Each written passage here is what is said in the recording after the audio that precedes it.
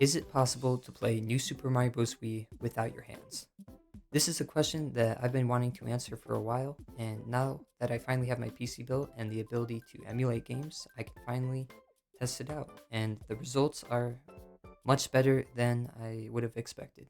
So the beginning of this video is just going to be a quick explanation for those who just want to know how I'm playing the game, and then later I'll get into a little more detail on how I set it up.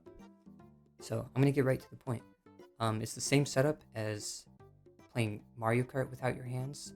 I have one Joy-Con that's strapped to my head, and that's for motion controls, and then another Joy-Con strapped to the bottom of my foot, which is how I'm able to press buttons. Um, the head controller, I have it set up so that it basically replaces the D-pad.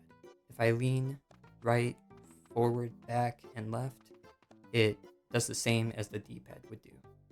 And then the two buttons that I have on the foot controller are the R1 or the R bumper, and then R3, which is the R stick press in. And the way I'm able to press those is with my toes and then the ball of my foot. The way I've mapped these buttons is the right bumper is for running, and then the R stick is for jumping. And then one last thing I have is if I hold the R bumper, the run button, and lean forward, then it triggers the shake move, which could be using a propeller mushroom, doing a spin jump, picking something up, anything that a shake would do in the original game. So strapping the controller to my foot, pressing the buttons would look a little like pushing my toes forward to run, and then pushing my toes back in order to push in the joystick. So some gameplay would look something like this. And because I'm mostly going to be holding the run button, the other way to press in the joystick is to push the controller into the ground to jump, and that's how I primarily jump. If I'm holding the run button and I lean forward, I do a spin move, and then if I lean back, I can push down to do things like go in pipes, and then I can also lean forward to go up pipes. And that's pretty much everything you need to be able to do, so on to how I set it up. Alright, so now looking at how I set it up, first things first, I am using Dolphin Emulator and BetterJoy to connect my Joy-Cons to my PC and to the emulator itself. I'm not going to get into details on how this works because honestly, I don't really know. But I will say that I'm using the version 6.4 beta, I believe, because I was having some bug issues with some of the newer releases. So yeah, once you Bluetooth connect your Joy-Cons to your PC, BetterJoy should be able to find them and connect them and pair them. And then from there, you should be able to go straight to Dolphin and connect down here in the controller settings to BetterJoy. I'm not going to go into detail on how that all works because you can find it in another video probably. But right here, Wii Remote 1 is where I made the custom controls to play the game. I'm going to choose my preset up here and get into, I guess, how I set it up. So in the motion input, in the accelerometer is where I guess it's tracking the Joy-Con. And I wanted to link this somehow with the D-pad. So here I have, let's go into left. I wanted to push left on the D-pad by leaning left.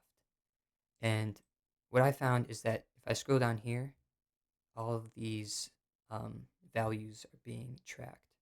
So I found that if you lean left, the accel right goes up, and when I lean right, the accel left goes up. So I figured I would have to use the opposite to make this work. I chose accel right and made it so when that number goes above 2.5, then I get an output. Because it would be really hard to keep it straight on 0. So I figured I would give myself a little bit of leeway before it triggers. And then over here, I just have the OR symbol, which you can find in operators, just so that I have another way to press the button with one of the buttons on my head controller. And that is just so I can navigate the menu easier, but it's completely not needed. And then for the right, it's just the opposite, using the Excel left instead. And then it's basically the same thing with up and down, except I might change the values for when it triggers, because sometimes I lean forward and back while I play the game, and I will accidentally trigger the up or the down. So, but overall, it's the same idea. Up and down are not opposites of each other, only left and right are. And then over here, very simple stuff. R3 is the A button, and then B is the R1 button. I have some other buttons just so that I can, again, just navigate the menu screen or pause the game if I need to, but those can be pretty much up to your choice.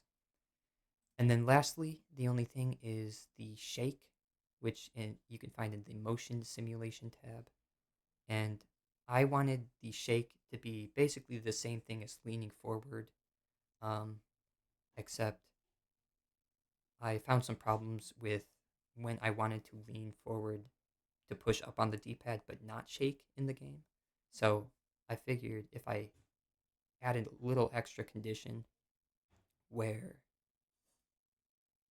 not only do you have to lean forward greater than the value 4, but you also have to be holding down the R1 button.